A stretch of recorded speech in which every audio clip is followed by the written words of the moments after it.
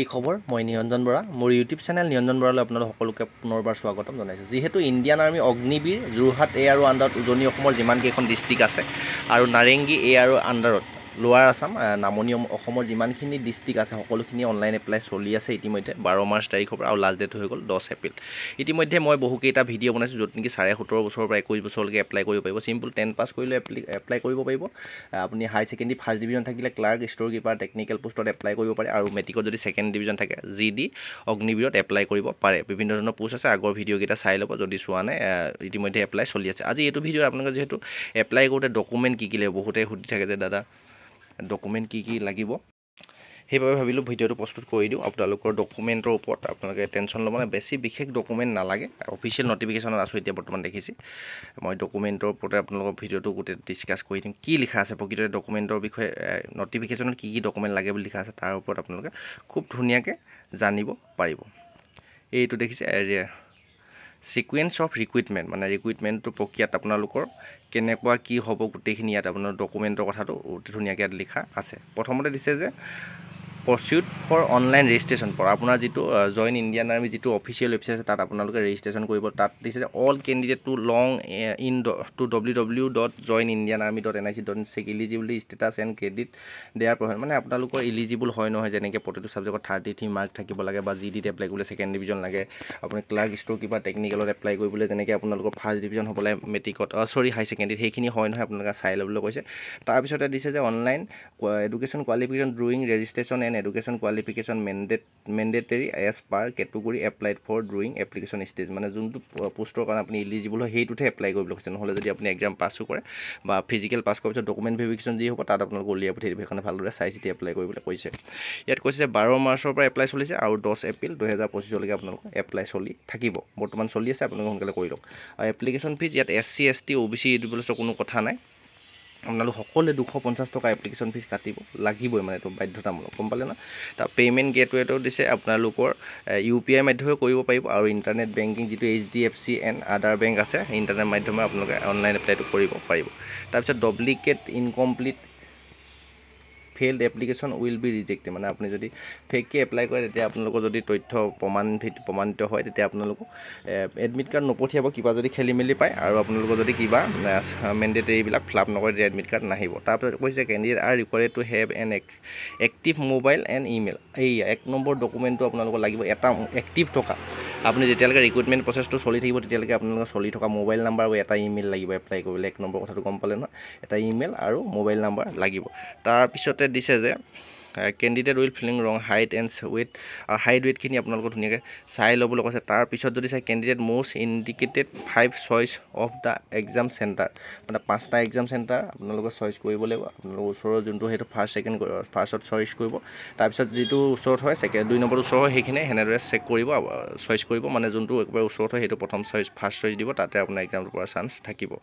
তাৰপিছতে দিলে যে required to change of examination centre date selection test will not be entered, মানে আপুনি পিছত এক্সাম চেণ্টাৰটো চেঞ্জ কৰিব নোৱাৰিব। তাৰপৰা দিছে candidate should enter Aadhaar number in online application.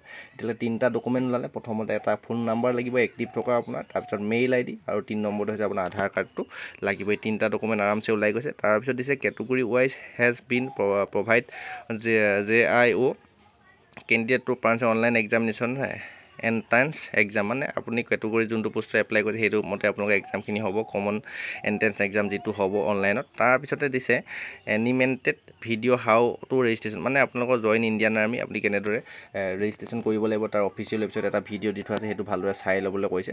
তাৰপিছত ডিটেইল কেণ্ডিডেট ফটোগ্ৰাফ ৱেবছাইট, মানে আপোনাৰ যিটো ফটোগ্ৰাফটো দিব খুব ভালদৰে দিবলৈ কৈছে, কালাৰ ফটোগ্ৰাফ দিবলৈ কৈছে। বেকগ্ৰাউণ্ডটো আপোনালোকে হোৱাইটত দিব, হোৱাইটত দিলে তেতিয়া তাত একচেপ্ট কৰিব, কোনো ধৰণৰ খেলি মেলি সৃষ্টি নহয়। তাৰপিছতে দিছে detail about required education qualification physical medical standard available on মানে আপোনাৰ সকলোখিনি প্ৰচেছ শ্ব' হ'ব আপোনালোকৰ অফিচিয়েল ৱেবছাইট জইন ইণ্ডিয়ান আৰ্মিত, আপোনালোকৰ টাইম টু টাইম আহি থাকিব। তাৰপিছত মানে পাছ হৈছে ফেইল হৈছে এইখিনি কথা, এডমিট কাৰ্ড আহিলে কিবা আহিলে তাৰ দৰে গম পাই থাকিব বুলি কৈছে।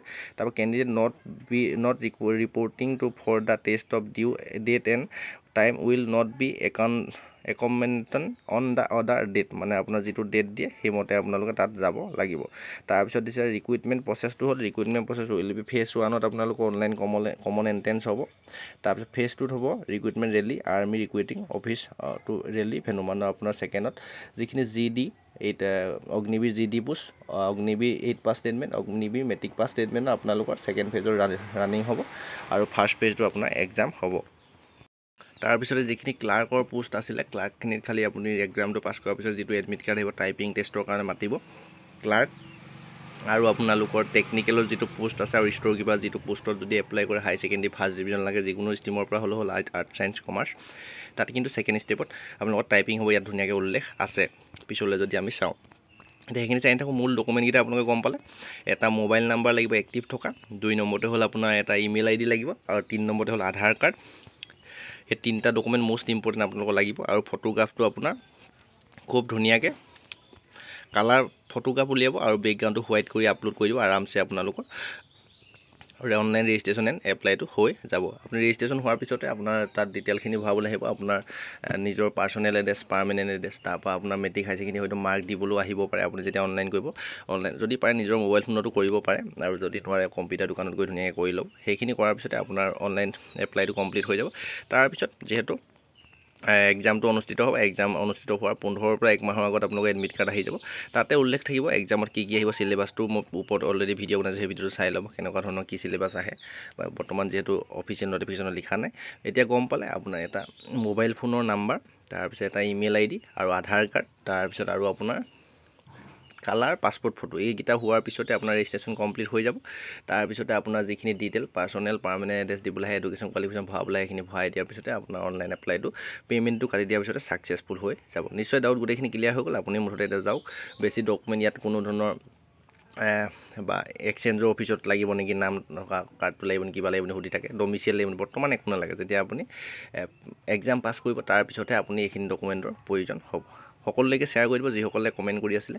নিশ্চয় ভিডিঅ'টোৰ পৰা ক্লিয়াৰ হৈ গ'ল, লাইক কৰি দিব। ডেছক্ৰিপশ্যন যে হোৱাটছআপ গ্ৰুপৰ লিংক আছে, তাতে আপোনালোকে জইন হৈ ল'ব, আৰু টেলিগ্ৰাম চেনেলৰ লিংকটো আছে, টেলিগ্ৰাম চেনেলটো ছাবস্ক্ৰাইব কৰি আহিব। ইনষ্টা ID নিৰঞ্জন বৰাটো ফ'ল' কৰিবলৈ নাপাহৰিব। আজি ভিডিঅ'টোৰ পৰা ইমানতে বিদায় লৈছোঁ। নেক্সট আকৌ এটা অতি গুৰুত্বপূৰ্ণ ভিডিঅ' সৈতে আপোনালোকৰ লগ পোৱাৰ প্ৰতিশ্ৰুতিয়ে ধন্যবাদ।